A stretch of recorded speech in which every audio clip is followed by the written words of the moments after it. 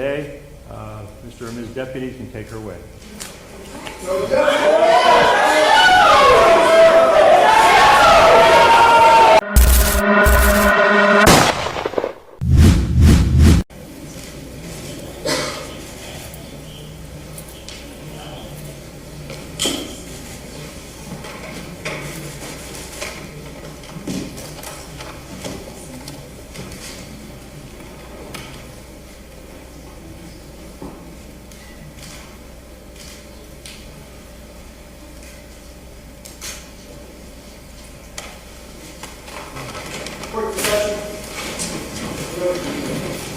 Good morning, everyone. Please be seated. Thank you all very much for your patience.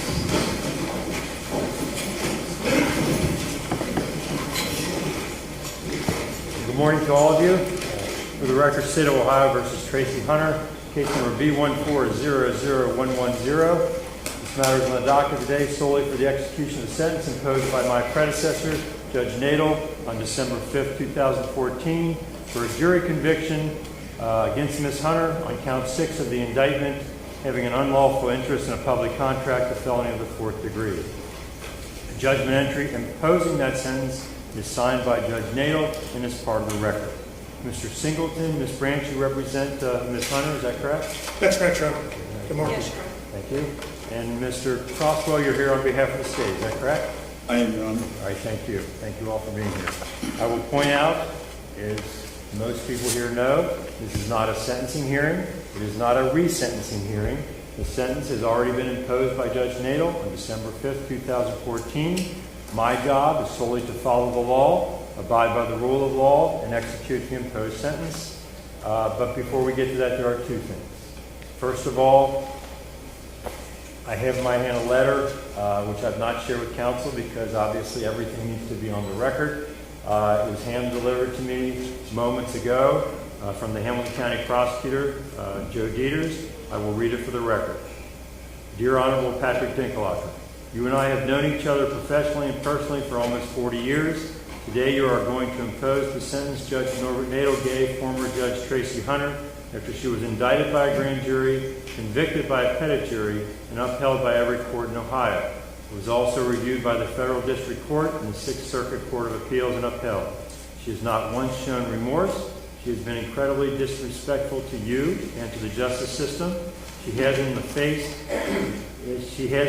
the fact that my office removed itself in any way from her prosecution, blamed us for her plight. That being said, I believe she has some type of mental condition that has created this scenario.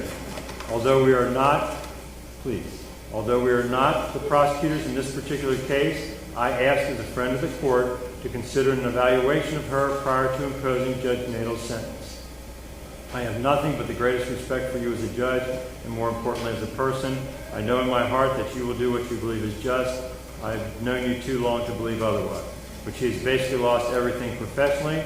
A review of her stability to serve jail time hurts no one and may in some way aid in your decision to impose the sentence. Signed by Joseph T. Dieters. Any comment on that, Mr. Crosswell, first of all, sir? Your Honor, I would endorse those comments. Okay. Thank you, sir. Mr. Singleton? Oh, yes, I want to be heard on this. Okay. Judge, I can't believe that Joe Dieters would ask for her to be evaluated. In the letter, there's reference to her not showing remorse. Here's why there's not remorse. First of all, Mr. Singleton, with all due respect, I'll certainly give you a chance to say anything you'd like. I'm just talking about whether or not you believe this is something appropriate for me to do. No, okay. Absolutely not. I appreciate that. Absolutely not. And if I could just say more, I'd like to. The reason I say absolutely not is, first of all, both Jennifer Branch and I have worked very closely with Judge Hunter. There is no issue whatsoever, not in the slightest, about her not being competent or understanding what's going on. Absolutely nothing. She has been very helpful to us as we have litigated her case up to the Ohio Supreme Court and in federal habeas. So that's number one. Number two, with regard to the issue in Prosecutor Dieter's letter about remorse, the reason why there's not remorse is because she didn't violate this statute. I know that there's a conviction. I understand what the courts have said about it, but under the plain language of this statute, she is not guilty of securing the authorization of employment, period. And we plan to file a motion to dismiss. I would ask the court not to impose sentence today to give us a chance to do that. I would ask alternatively that the court not impose or execute the sentence today, because we are still on appeal of the habeas denial in federal court. And we would ask the court to stay execution of sentence until we finally resolve that issue. This case is, as you know, has been pending for quite some time, and Judge Hunter has been out the entire time that the appeals have run and the habeas has run. And let me just say a word about what she's gone through, because I think that gets lost sight of. Every day for the past 5 years almost, Judge Hunter has gotten up each morning not knowing whether that was going to be the day that she was going to have to go to jail. I know by talking with her, by observing her, the impact that that has had on her life. We believe it would be profoundly unjust and unfair and a waste of taxpayer dollars to incarcerate her for 1 minute in the jail. We believe it would be profoundly unfair and unjust and a waste of taxpayer resources to put her on probation. What we'd ask the court to do is just end this today. End this today. But not incarcerate her, particularly given that we're going to be filing this motion to dismiss. We'd ask the court for a continuance for us to be able to address that.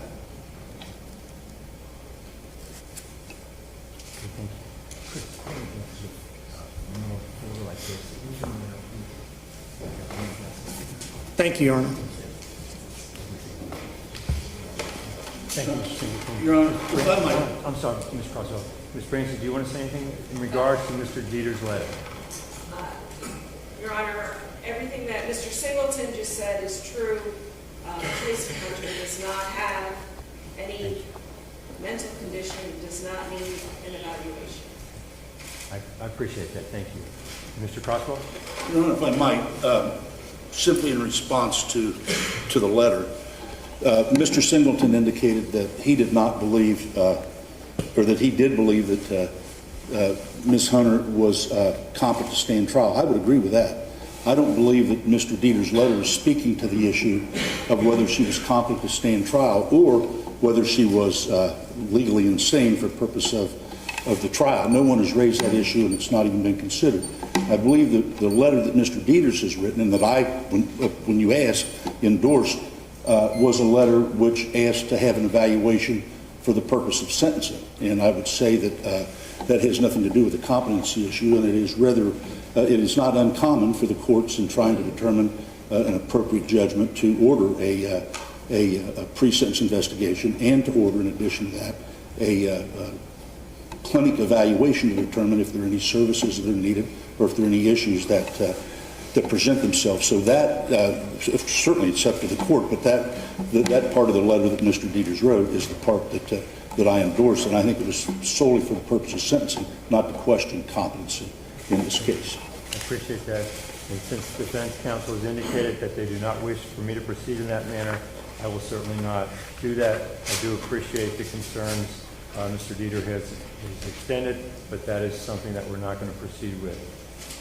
The other thing I do need to do before we get to the other aspect of this case is, I thought about this for a long time, and on behalf of the justice system, preservation of the independence of the judiciary in the spirit of transparency and to comply with the dictates of Ohio Code of Judicial Conduct, I'm going to state the following.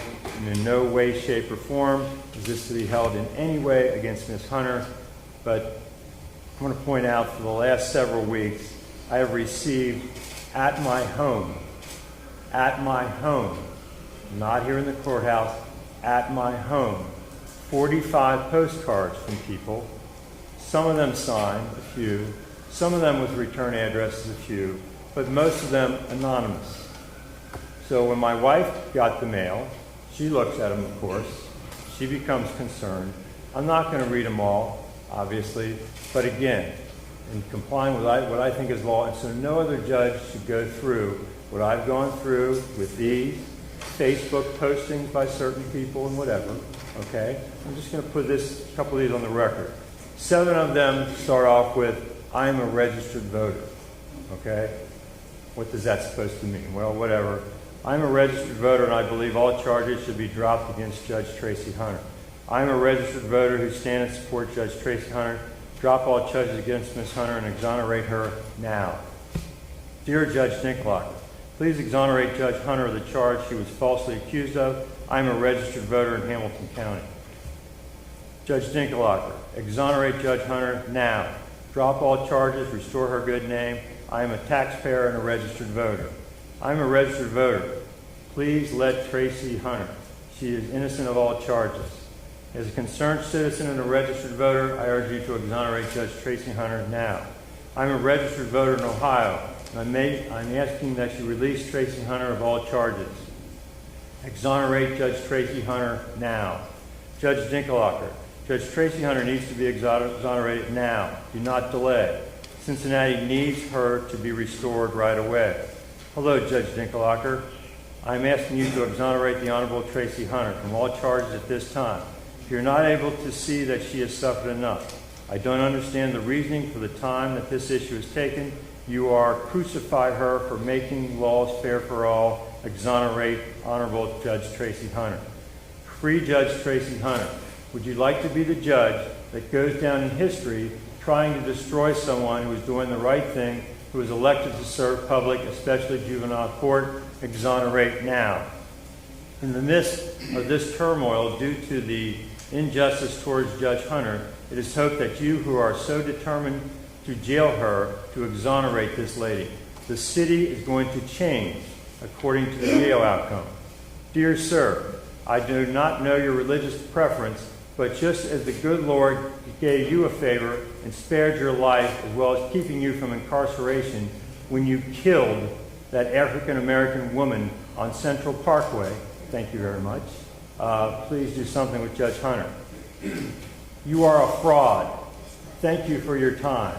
Hamilton County taxpayer.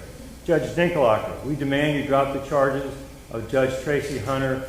Do it now. Exonerate Judge Tracie Hunter now. Economic boycott of Cincinnati until Judge Hunter is exonerated now. Judge Dinklager, bring back justice for Judge Tracie Hunter. Black judges matter. She made an important difference for our children. Exonerate her now.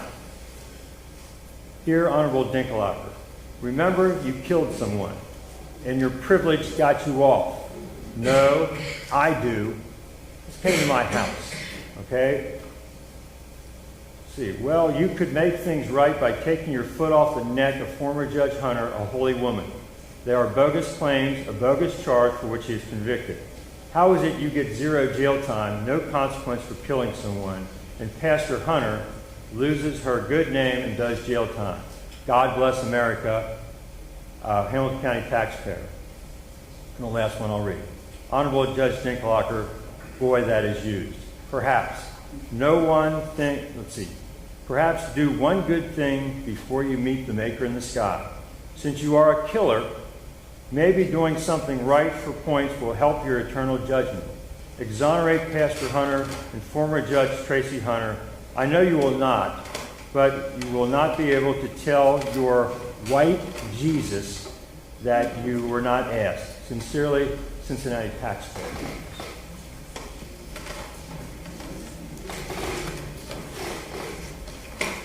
Your Honor, could I just be heard very, very briefly No. on that? Having said that, I now refer to Rule 2.4 of the Ohio Code of Judicial Conduct, external influences on judicial conduct. A judge shall not be swayed by public clamor or fear of criticism. B, a judge shall not permit family, social, political, financial, or other interests or relationships to influences the judge's conduct or judgment.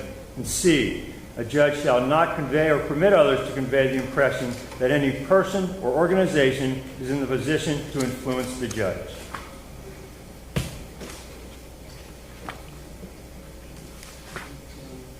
Having said that, I say to the organizer that did that, and obviously it's organized because these will be made public record.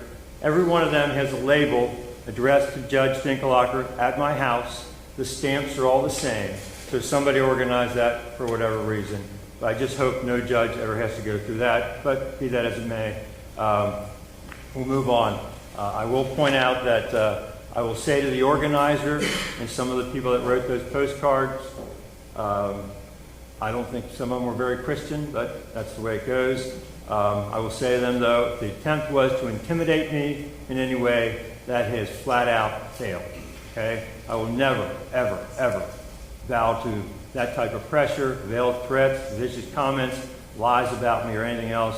I've been a judge for 28 years, and for the first time that I do something because somebody has threatened me or pressured me to do something, is the last time I do it, because I'll never be a judge. I don't want to be a judge anymore. I will not violate my oath.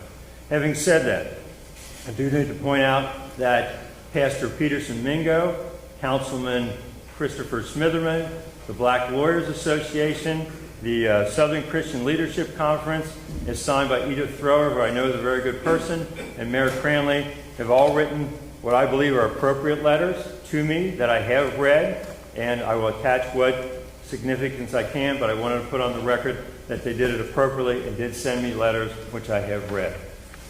With that, then, we are now at the aspect of the execution of sentence. Again, they're not a hearing sentence, and I'm not even sure if it's necessary, but in the spirit of allowing everything to be done properly and making sure the due process of Ms. Hunter is taken care of, Ms. Branch or Mr. Singleton, did you want to say anything at this point? I do, Your Honor, and this perhaps might not be necessary, but the reason I popped up to respond as I was listening to those postcards was that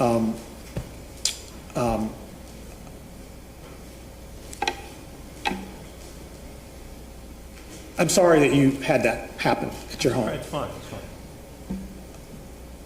Tracie Hunter did not send those postcards, and I think when you said the organizer of it, you probably made the point I was going to make, which is that this case has been followed. It's generated a lot of passion and interest in the community, and Judge Hunter can't control what other people do. And I just wanted to say that, and I'm really sorry about the impact that's had on you. I don't want to repeat too much of what I said before, but let me say this on execution of sentence. We've asked for the time to file our motion to dismiss or to stay, which we would hope you would do. If you're not going to do that, then what we're asking you to do is not send her to jail and not put her on probation. Yes, this sentence was imposed by Judge Nadel, and you said earlier that your job today is to follow the law and execute the sentence. But that sentence is not just. Our belief, and we'll continue to litigate this, and I realize that you're not in a position to agree with us on any of this. is that the conviction is unjust. But 6 months in the jail for a felony for someone who has never been in trouble before, and someone who has been a positive and is still a positive impact, has a positive impact on our community, that's not just. And I would ask you, Judge Dinkelacke, to rise above, and not to suggest that you're not rising above, but I know some folks have personally said things in those postcards that offended you. I would ask you to turn the other cheek on that, not tar Tracie Hunter with it, and also do what's just today. I don't think there are too many people who, in this community, and including Joe Dieters. I mean, the letter was not saying send her to jail for 6 months. The letter was saying something else that we happen to disagree with. But I don't think there are too many people in this community, on both sides of the aisle, in prosecutor offices, in defense lawyers' offices, people on the street, who believe that this sentence is right, putting aside whether the conviction is right, which we contend it's not. So I would ask you, on behalf of Tracie Hunter, to end this today for her. She has had, as a result of this case, she's lost everything almost. There's something that's important that she has held on to, but she's lost a lot. She lost her job as a judge, her law license, her ability to earn an income. She's lost peace of mind. As I said, not knowing when that day was going to come that she'd have to go to jail. That's a lot for one person to have on her shoulders. She's held on, though, to her character. And she has continued to serve the community through her pastoring, her church, ministering to her flock. She has an elderly mother who needs her. I would ask you to take that into consideration as you think about what is just here today. And so my request to you, Judge Dinkelacke, is not to execute the sentence that was imposed. Give us time to file our motion to dismiss. But in any event, please don't add to Tracie Hunter's burden, the burden that she's carried for these past 5 years. Thank you for listening. Thank you very much, Mr. Singleton. Ms. Branson, do you want to say anything there? Nothing additional. Okay. Thank you very much. Mr. Crosswell, anything, sir? Your Honor, I came here today with the intention of saying nothing. But frankly, based upon the arguments that have been made, I think I would be negligent in my duty and obligation to the state and frankly to the court to not make the point that there are certain things that, as you know, I've never prosecuted a case before. I have practiced criminal law for 45 years, and there's certain lessons I believe that I've learned in the practice of law, and one is that if you represent someone who is convicted, it is important that the person who's convicted show genuine remorse, and that's something that is traditionally taken into account by courts when they sentence. And frankly, Mr. Singleton is honest when he tells you that Tracie Hunter's unrepentant. She has no remorse for anything that has occurred here. And frankly, she continues to lash out. And I do find it somewhat ironic that it said that Tracie Hunter knows nothing about the cards that were sent to you, yet she is the very person who made those allegations to you, to your face, in a court hearing some time ago. And I would say that very few things have ever affected me in court, and when she started on that rant, I cannot describe what I felt, not only about the inappropriateness of it, the brazen disregard for respect and authority, but the frankly what I thought was malicious and vicious allegations to make against you or against any judge, and especially under the circumstances of the event that she wants to continue to rehash. Your Honor,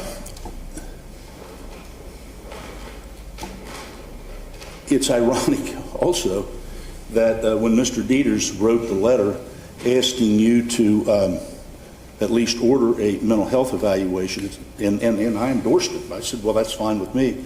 It's somewhat ironic that the person who said that they did not want the mental health evaluation was Tracie Hunter herself. Now, anyone who has been in the system or around the system understands that when Mr. Dieters presumably is asking for a mental health evaluation, it arguably would be to see if there is some type of way for Tracie Hunter to avoid a jail sentence if there is a mental health issue. Yet she is the one who stands here before you today and says that she doesn't want that either. In other words, what she wants is to control the facts. What she wants to do is write the law, and what she wants to do is play by her own set of rules right up until today. I mean, right up until this very moment. And that's the very attitude and the very conduct that put her in the predicament that she's in, and frankly has caused all this pain to her and caused all this turmoil to the community. That said, the case, correctly as has been said, has been tried. A jury has convicted her. It's been through the First District Court of Appeals. It's been through the Federal District Court, and the convictions have been affirmed at all times. She stands convicted. There is a sentence which was imposed by Judge Nadel, and I think it's time to impose a sentence. Mr. Crosswell. Mr. Singleton, Ms. Branch, if Ms. Hunter would like to say something, obviously she's more than welcome to say something at this point. It's up to you all.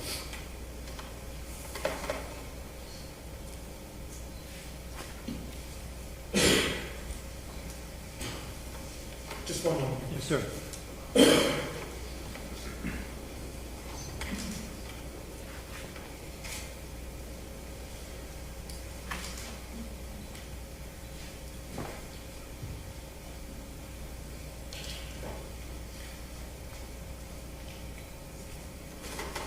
Nothing further.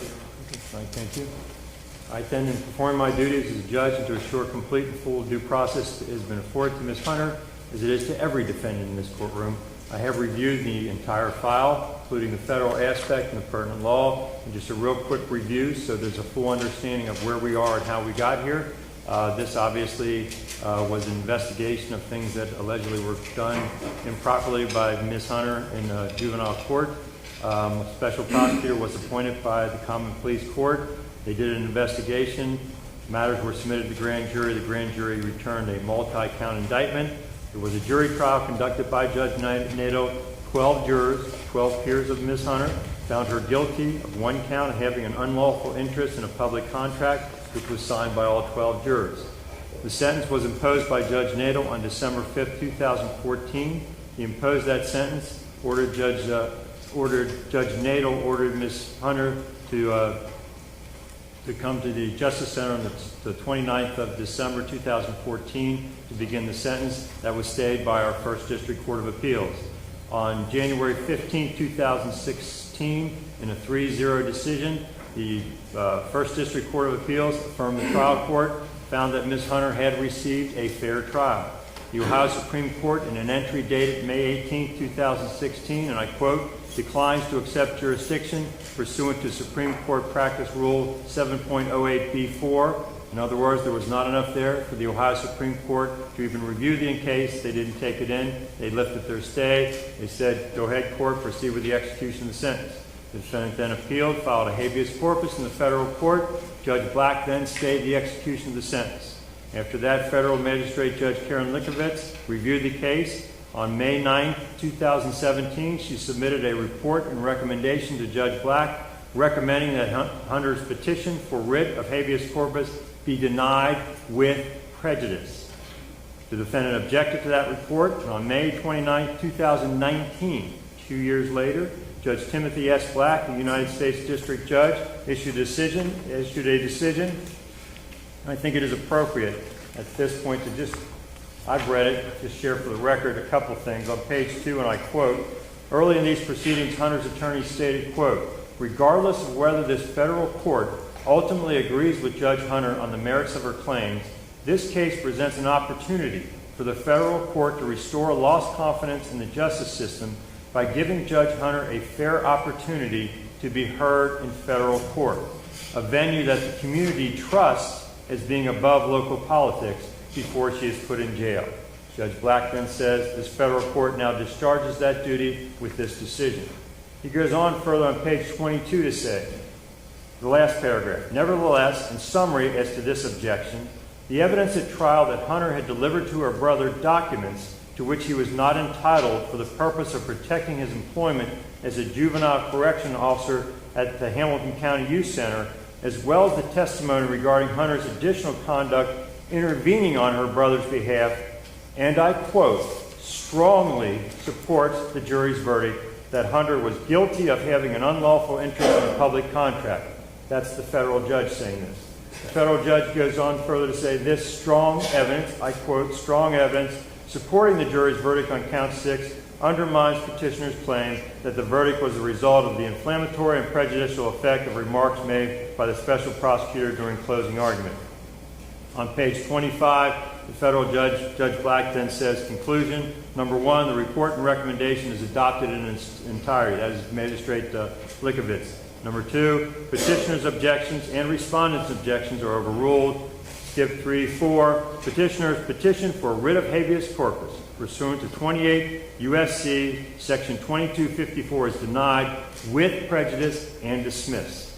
Goes on in paragraph 7, the court's prior order granting petitioner's emergency motion for stay of execution of sentence is hereby set aside and vacated. And 8, the court shall enter judgment accordingly, whereupon this case is terminated on the docket of this court, that is the federal court.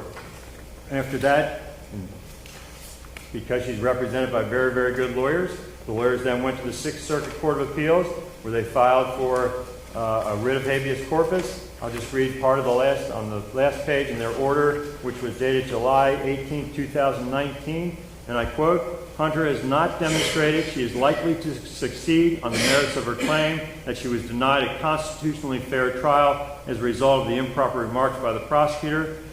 Goes on to say she has not demonstrated she will suffer any additional irreparable harm in the absence of a stay. And the United States Supreme Court has noted, quote, the state's strong interest in enforcing its criminal judgments without due interference from federal courts. The interest of the state and the public in the finality and enforcement of judgments supports the denial of stay pending appeal. Accordingly, the motion for stay pending appeal is denied. That's by the Sixth Circuit Court of Appeals. So with that, I've read it once. I'm not going to go through it again. Just to note, all the state courts have looked at this. Every one of them has said that Ms. Hunter received a fair trial. We went to the federal court. You can shake your head if you like. The federal courts also said she received a fair trial all the way up to the Sixth Circuit Court of Appeals. The only thing left is the Supreme Court, and I doubt that they're going to take it in. They all did their duty, and now it's my turn. To follow my oath, uphold the rule of law. In this case, the law certainly permits it. Judge, I believe justice. I'm sorry. I'm sorry to interrupt. Just one second.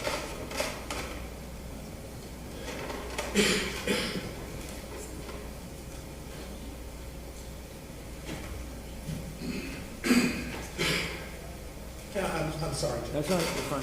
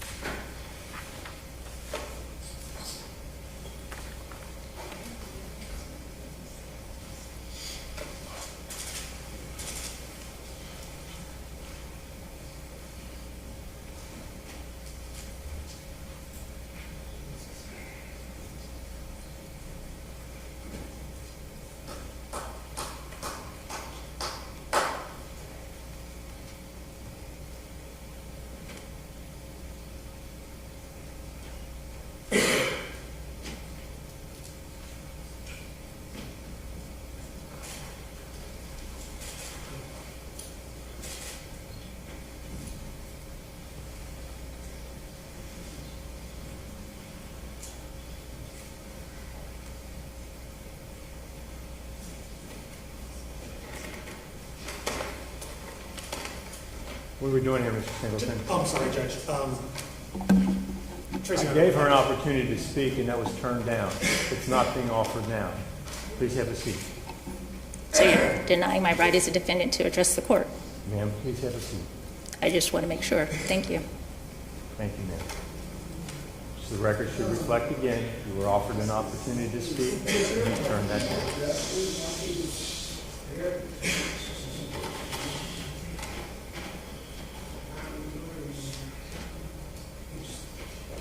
Please, everybody's been great. I appreciate that. It is a court of law. Thank you for that. And, as you all heard, she was offered an opportunity and turned that down. So, with that, in this case, I believe the law permits the execution of the sentence, and I know justice gets thrown around a lot, but I think justice demands in this particular case. So the court, Ms. Hunter, orders the execution of the sentence imposed on December 5th, 2014 by Judge Nadel. That is as follows: 1 year community control, that's non-recording. Since you will be on community control, I will advise you, as I'm required to by law, that if you violate any of the conditions of the community control, come back in front of me. I will sentence you to 18 months, the Ohio Department of Corrections. It is a felony of the 4th degree. The conditions of the community control are real simple, as indicated in the judgment entry by Judge Nadel. Number 1, you pay the cost of these proceedings. Number 2, you are to do not violate any laws. Number 3, you are to do 6 months in the Hamilton County Justice Center, credit 1 day. Mr. and Ms. Deputies can take her away.